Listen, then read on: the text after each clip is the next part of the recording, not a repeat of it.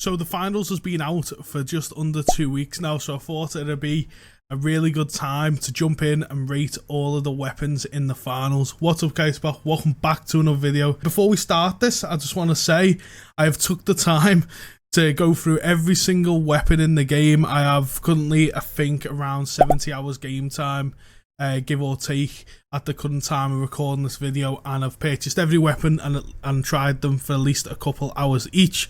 Yes, it has been very time consuming, but I have been enjoying the finals and it's been a blast showing off all these weapons to you guys. Before we get started, if this video helps you at all, I would appreciate if you click the like button down below, subscribe to the channel because I'm going to do a lot more of these tier lists in the future.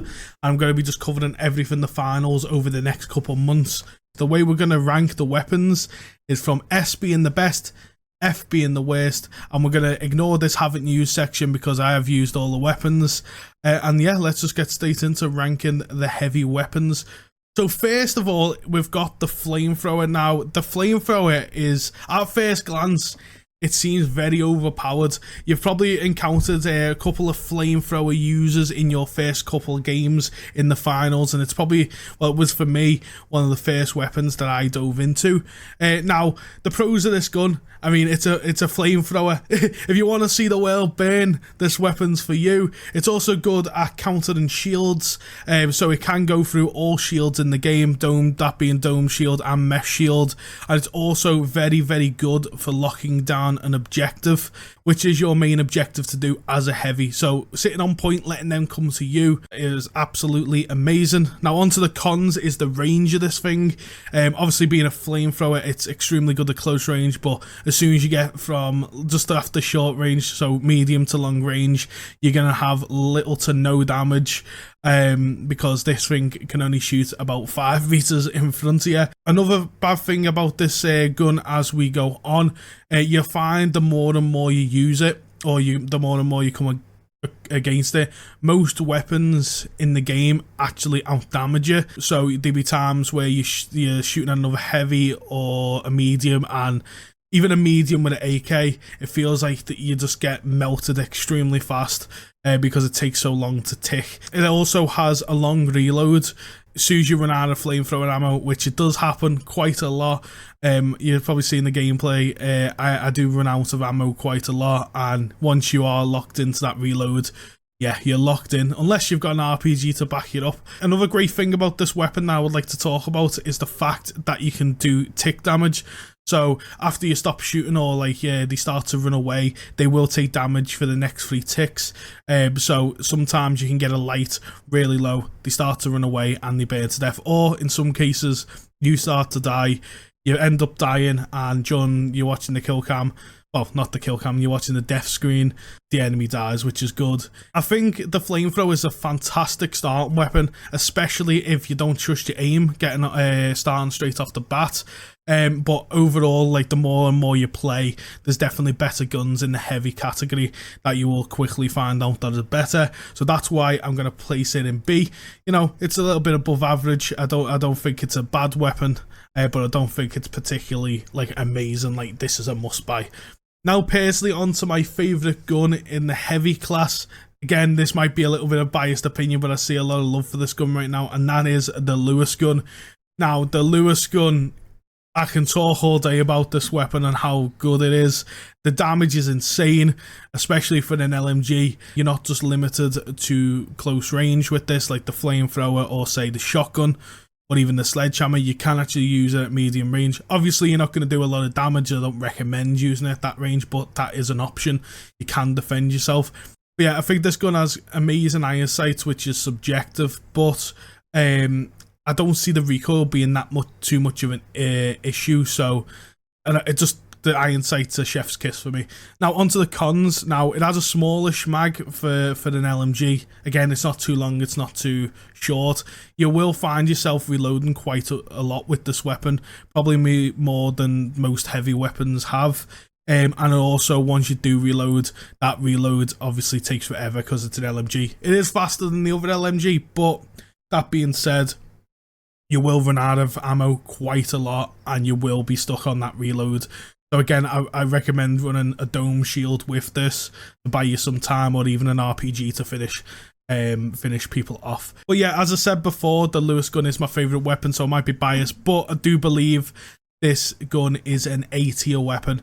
Again, not quite good as the S tiers, because we're going to cover some S tier weapons shortly, and you can see it does a little bit drop off. But if you're looking for a great starting weapon for the heavy and you trust your aim, sack off the flamethrower, go for the Lewis gun.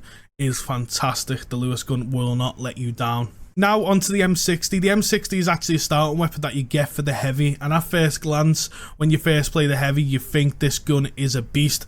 I remember picking this up in the beta and I was thinking, wow, like how does it get better than this? But unfortunately, it does get a lot better. This gun isn't the best. I'm just going to start off with the cons straight away because there's a lot of them. So it's got a long reload time. The recoil is atrocious on this. Like, it just jiggles all about the place, so especially mixed with the iron sights. You're not going to be seeing what you're shooting half the time. And then the low damage. It does do low damage compared to the Lewis gun and the flamethrower and other weapons in that category. Again, you can use it up close. You could use it at range. It does give that range benefit. But another pro is a massive mag, and that's the only time you would use this, I would say, is the fact if you want an LMG with a big mag and you don't have to reload too much. But other than that, I'm going to put this in C tier just because, again, I don't recommend this weapon at all. It's okay. It's a good starting weapon. But the Lewis gun outshines it in, honestly, every sense except the big mag. So yeah, that's my opinion on the M60. Now we're going to be jumping into the MGL32. What a name, by the way. This is the grenade launcher of the heavy class. Now, to be fair, before I started recording this video, I didn't use grenade launchers as much. I didn't see the point in them, but after using this weapon, it really surprised me. Now, this weapon is amazing, and I mean top tier for spamming the objective. If you're going with your team on the attack and another team's already got the objective locked down with mines and stuff, this thing will just obliterate. It also can destroy walls, not too much, not as good as the sledgehammer, but you know, that is an option if you want to take down buildings. You'll be spamming for quite a while, but that is an option.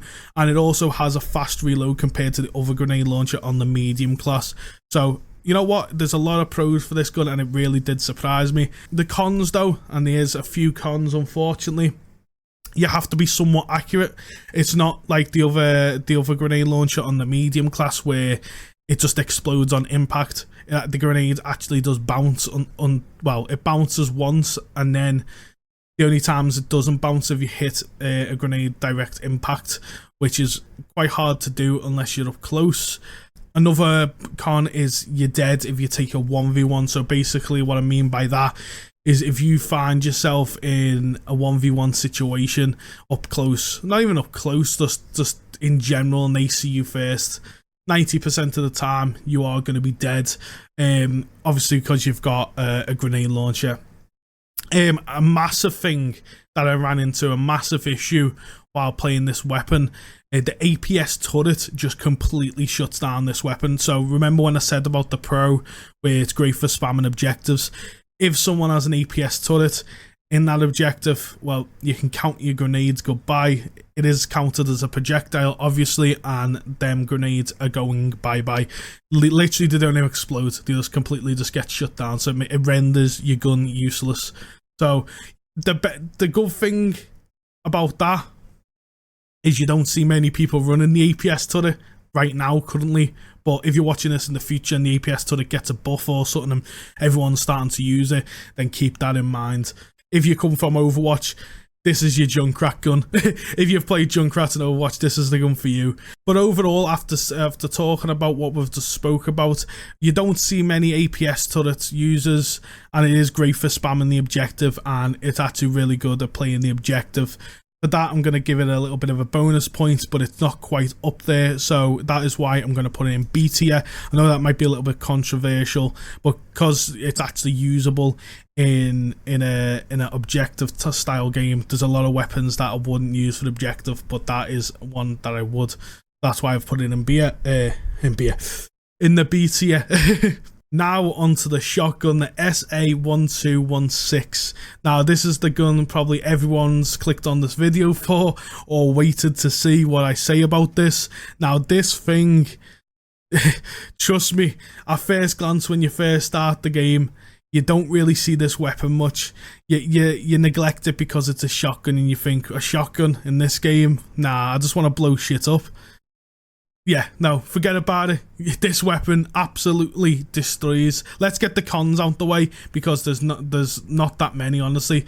Obviously, because it's a shotgun, the range isn't going to be amazing. But to be fair, if you're using it in a close quarter situation and you're playing smartly, you can forget about the range. And another thing to note about this weapon, the burst fire on this, where you'd have to clock it after 4 or 5 shots, is very, very annoying to deal with, in my opinion. It kinda like puts a stop to the flow. But if you can look past that, then listen to these pros, chat, listen to these pros. So the pros of this weapon, it has amazing damage, probably the top tier damage if you're using up close. You can pair it really well with the shield.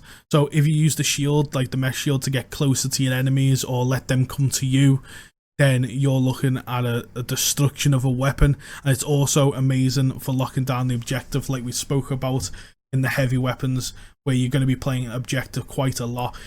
If you see anyone in a literally 5 meter radius, that if you're accurate, they're dead 9 times out of 10. There's been many times where I've took on 2v1s and absolutely just rinsed them. Light classes will probably cry at this. Medium classes is brutal, and then obviously shotgun. Heavies are it's just an all-round top tier weapon that doesn't really get countered in a way. As long as you play smart, you're playing the objective and you let enemies come to you using your shield and stuff, you're looking at a winner. And it's very fun to use. Like, you have a blast. You just know you're making the enemies rage when you use this. So that is why I'm gonna put it S tier. Our first S tier of the video. Hey, you know what, there's gonna be controversy behind that, but that is just, trust me on this, buy it, use it, it's the best weapon. Just make your enemies rage. Now onto the sledgehammer. The sledgehammer again is another weapon that really surprised me. I don't really choose melee weapons in an FPS game. I prefer long range. I prefer having a gun or a grenade launcher or a shotgun. I will have to say, straight off the bat, obviously it's a melee weapon. You're gonna have to play really smart to use this weapon. Like, let's be honest, you can't just run out in the open. You gotta play cautiously, you gotta be aware and alert of what's going on around you. Another con is shotguns. Shotguns absolutely obliterated me during my time with this weapon. Like, literally, if you see someone with the SA or the shotgun on the light class, it's just GG. Like, literally, it's just GG. Also, you have to take into consideration that you are playing the heavy class, so you are extremely slow. There's no running really fast with this weapon. You're gonna have to take it slow, play kind of like a bitch around corners and stuff like that. But hey, let's get on to the pros, and there is a lot of pros in this weapon. I'm not gonna lie, chat, it's really fun to use. You've got a bloody sledgehammer. Let's just take that right out the gate. You've got an absolute meathead of a weapon, of a sledgehammer. It actually has good damage. If you can actually get in there and play smart, it's going to destroy lights, 2-hit lights. But he hits the medium class. You're going to struggle a little bit against heavies because they have weapons to annihilate you, especially like we talked about with the shotgun. But honestly, if you can avoid heavies, then you're looking good. And it can go through shields.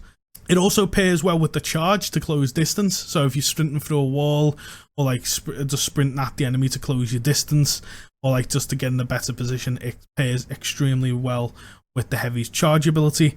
And then the piece de resistance, as they say, the reason why most people probably use this weapon is that it can break through walls and floors. So if you ever played Siege, you know, Sledge off Siege, you basically turn into him, so you can level floors. It takes a while, not gonna lie. You can carve big holes in walls. You can bring buildings down if you take off the whole like bottom foundation. You can just do a lot of things. You can go through ceilings if you've got a good angle.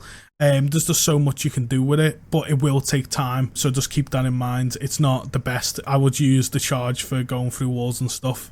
But But yeah, that being said, the sledgehammer again really surprised me. It's really fun to use if you're looking for kind of like a meme weapon, or you just want to annoy the enemy team, or just play like a couple of games just like having fun with your friends. The sledgehammer and a sledgehammer squad, like a 3-man sledgehammer squad, just sounds insane. It's going to really annoy your teammates. It's fun to use. It's memey. But again, I don't really think this is a good weapon for competitive or playing the objective. Again, you won't see this a lot in ranked. But you know what? It's good. It's probably one of the better melee weapons. So that's why I'm going to put it in a B tier. Yes, I know, above the M60.